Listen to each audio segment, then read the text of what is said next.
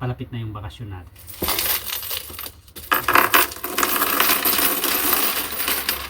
Hindi ko lang alam kung magkaano ang abutin nyo ito.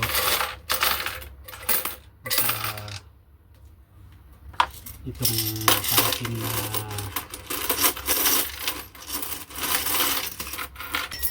alam ko meron pa rin dito eh. Kasi kung bumibili ako, hinihingi kong kapalit ay laging barya pag ako ay bumibili. Hindi ko lang alam kung magkano dito. Pabili natin ng chocolate to. Please support my channel, like, share, and subscribe. At pakipindot na rin yung notification bell para updated kayo lagi pag meron akong mga bagong videos. Thank you! Isang magandang araw sa lahat. At dahil malapit na tayong pabakasyon at meron akong ipon na mga barya. Bukod pa sa ipon ko dati na pang plane ticket. Ito yung nauna kong binuksan dati. Dito ko kinuha yung pinabili ko ng ticket ngayon. Ito naman yung mga sobra ko sa mga budget ko sa food allowance. Pag may sobra, bumibili ako sa bakala, tawag no, kumbaga sa atin ay sari-sari store. Hiningi ko ay barya, tapos dito ko nilalagay. So samahan nyo ako at bibilangin natin at pambili natin ng chocolate kasi palapit na yung bakasyon natin.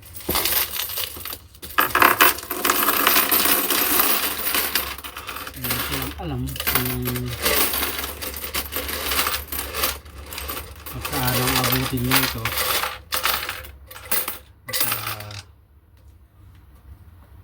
Ilang rin to, ilang taon ko rin inipon to. Kasi nga almost 3 years akong hindi nakauwi. Itong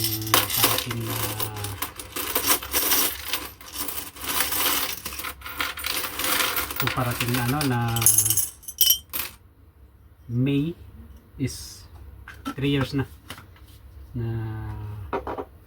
hindi ako nagbakasyon kasi nga sa maraming kadahilanan. Alam ko meron pa rin dito eh. Kasi kung bumibili ako, hinihingi kong kapalit ay laging barya pag ako ay bumibili. Tapos dyan ko na nilalagay, iniipon ko. So hindi ko lang alam kung magkano dito. Pabili natin ng chocolate to. Marami rin pala pag nag-ipon ka ng pakunti-kunti in the long run,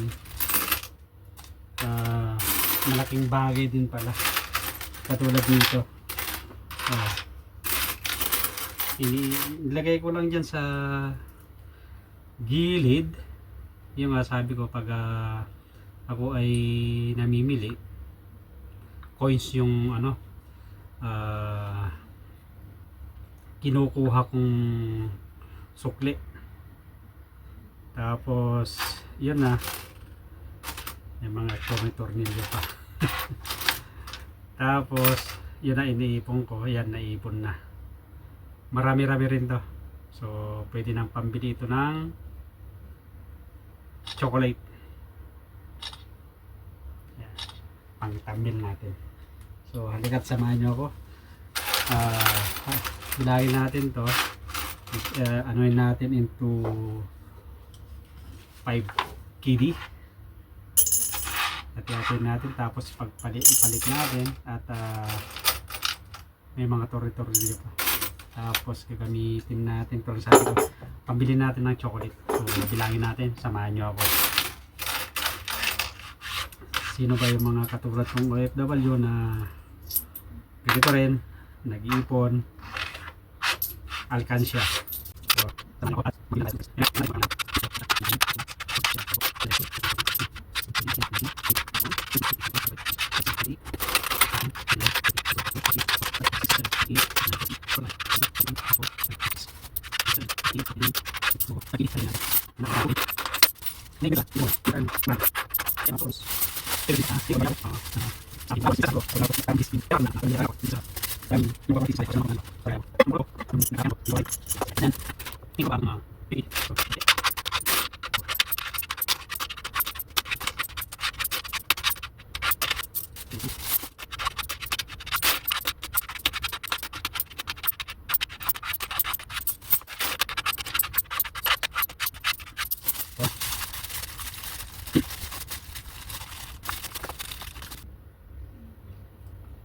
So ito, malapit na natin mabilang lahat.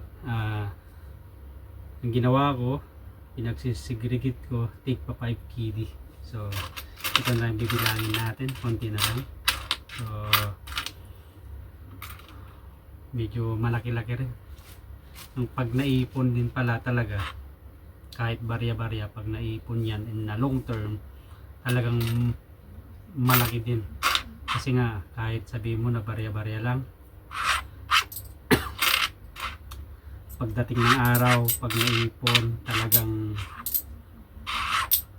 malaki din ang magiging ano yan, ang kinalabasan. Katulad dito, tulad sabi ko to, ginawa ko ito after kong bumalik dito since 3 years ago, kasi nga by May 3 years akong di nakauwi sa Pilipinas dahil nga tulad sabi ko sa maraming kadahilanan. So yan, malapit na natin mabilang lahat at sakto, pwede nang ano to, pambili ng chocolate. Okay, so ayan na, may sumobra konti, yan, barya. So isabi na lang natin to, hindi kasali. So ang kinalabasan ay tapos plastic natin, 1, 2, 3, 4, 5, 6, 7, 8. So which is 40 kg rin pala ang kinalabasan nito in the long run. Ito yung mga dapat to kasama sa aking food allowance to natulad na sabi ko kaso nga lang kapag barya yung kinukuha ko, kung kinukuha sa bakalat, bakal tawag dito yung sari-sari store sa atin, barya yung hiningi kong sukli, diretso doon. Kaya kung minsan tulad na sabi ko, wala na yung aking food allowance, yung pala dahil nga barya yung kinukuha ko, yan na, dyan na napupunta agad dito dahil nga iniipon ko yung barya. So yan, meron na akong pambili ng ng chocolate kahit pa paano, may ilagay sa ating bagay kasi hanggang ngayon wala akong nabili kasi nga tutok tayo sa trabaho at saka meron tayong talagang pinagkagastusan ng mga previous years hanggang ngayon. Ito yung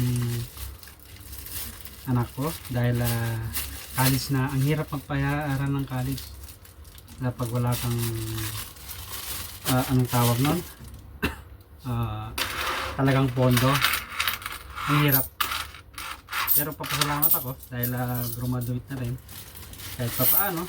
Kapag pagod ka, isipin mo na lang yung magandang nangyari, katulad sa akin, kahit pa paano nakapagtapos naman yung anak ko. So masaya ako kahit na wala akong ipon, okay lang, at least nakikita naman yung ating pinaghirapan. So dito sa abroad mahirap din talaga, ang hirap mapalayo sa Panginoon. isip nga nila minsan porket nasa abroad ka ang dami-dami mo ng pera. Hindi po totoo yan. Ang hirap mag-ipon dito sa abroad, lalong lalo na yung lagi kong sinasabi na pag ang sweldo is tama lang, sabihin natin, lalong lalo na yung mga kababayan natin na sabihin natin nasa laylayan, diba? Ang hirap mag-ipon tapos may utang ka pa tulad ko, meron din akong binabayaran, pero talagang ganyan ang buhay. Kailangan lang ng tiyaga. Pero tulad ng sabi ko, hindi porket nandito sa abroad ay maraming pera. Hindi po totoo yan. Siguro yung mga magagandang ang trabaho, mga professionals, talagang sila mas malaki talaga yung chance na makaipon sila, makapagpundar ng madali para sa kanila. Pero ito sabi ko, yung mga katulad namin, tama lang yung sweldo. Dahil dito sa abroad, hindi naman lahat pare-parehas ang sweldo. At saka tsambahan lang din yan sa kumpanya. Kapag nakapagpo ka ng magandang kumpanya, maswerte ka. Dahil katulad ko, nakatagpo ako ng magandang kumpanya. So proud ako na naging isa sa mga empleyado nila. At yun na, kailangan suklihan mo din ng maganda para sa ganun sulit naman ibabay sa ng kumpanya. Dahil sa aking kumpanya nga, sabihin ko na maswerte ako dahil maganda yung aking napasukan na kumpanya. Dahil hindi naman lahat ay maganda, maswerte. Kaya mga kababayan ko, sobrang sabi ko, ang hirap mag-ipon ng pera. Isip nila perfect na sa OFW, isang OFW ay napakaraming pera, napakaraming ipon. Yan yung mindset ng iba kababayan natin sa Pilipinas. Hindi lang nila alam yung nangyayari sa isang OFW. Lahat sinasakripisyo yan. Totoo po yan. Napakalungkot maging isang OFW. So, ayun na, malapit na natin na-divide. So, medyo okay yun to. Magpambili na tayo ng chocolate. Yan lang yung yung ginagawa ko simula sa pool nung nandito na ako sa abroad. Talagang nag-iipon ako kahit pa paano. Kasi nga, ang hirap dito sa abroad, wala kang maasahan. Yan ang totoo. At saka kapag nangangailangan ka dito, wala mo papahiram sa'yo dito eh. Lalo pag malakihan, wala. Yan ang katotohanan. At saka tips lang din sa mga kapwa nating OFW, kahit sabihin mo na mga kaibigan mo yan, ang hirap. Kasi nga pare-parehas naman tayo na pagkasweldo ay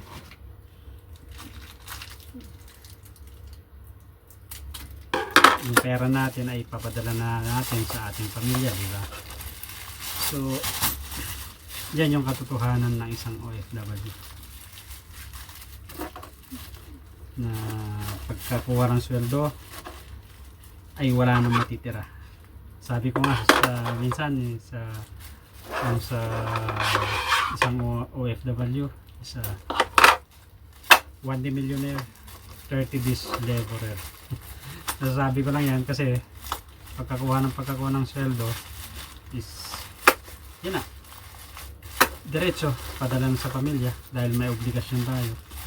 Kaya kung binata ka habang andito ka sa abroad, gawin mo lahat para makaipon ka, kasi kapag nagkapamilya ka na, ang hirap na mag-ipon kasi nga mayroon ka ng obligasyon na papadalhan kada sweldo.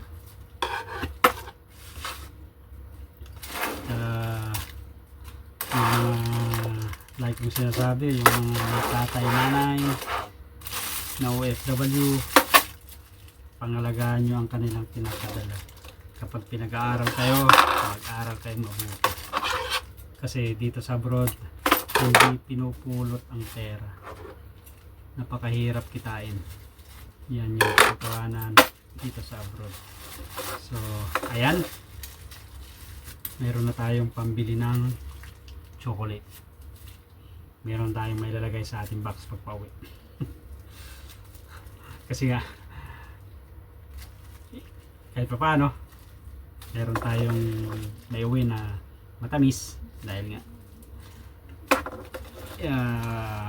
isip ng sa atin nga porket abroad ay marami ang pera, pero hindi po total sa lagi yung sinasabi, hindi po totoo yan. Ayun, ayaw may sara kasi baka mabutas. So ang kinalabasan nito is 1, 2, 3, 4, 5, 6, 7, 8. So that is 40 kb. Sa Pilipinas magkano rin to? Kukompute natin. Ayaw may sara eh. Ayaw may sid kasi maliit yung ano. So 10, 20, 30, 40. Okay. So tingnan natin kung kanong kinalabasan dito. 40 kb. Ang palitan ngayon is sabihin na natin 190.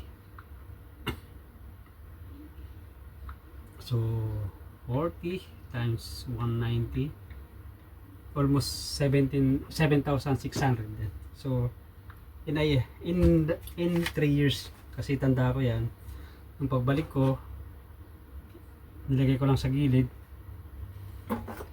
yung empty na ano dati can, tapos diyan ko inuhulog. Bukod ba dun sa talagang buo, at pinsan dito ko rin nilalagay dahil pantikit ko talaga to dati.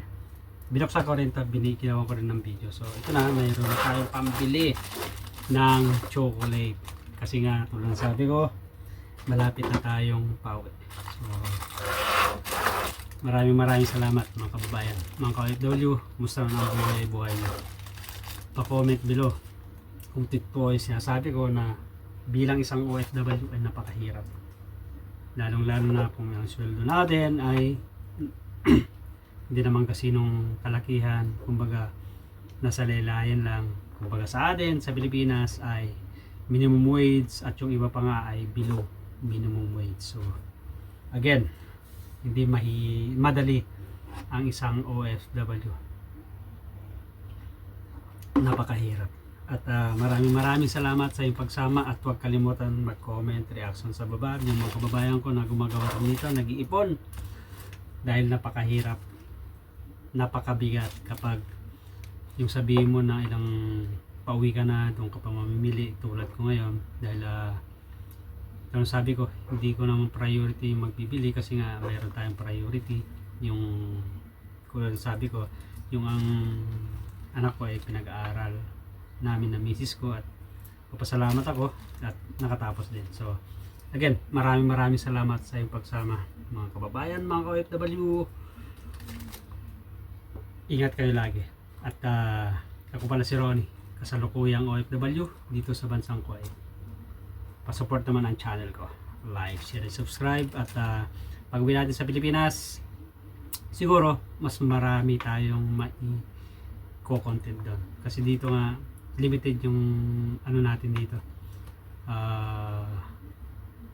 kung anong pwede natin may content. Sa Pilipinas siguro titingin tayo mas marami. Have a nice and great day to all of you. At kita-kits sa mga sunod kong mga videos.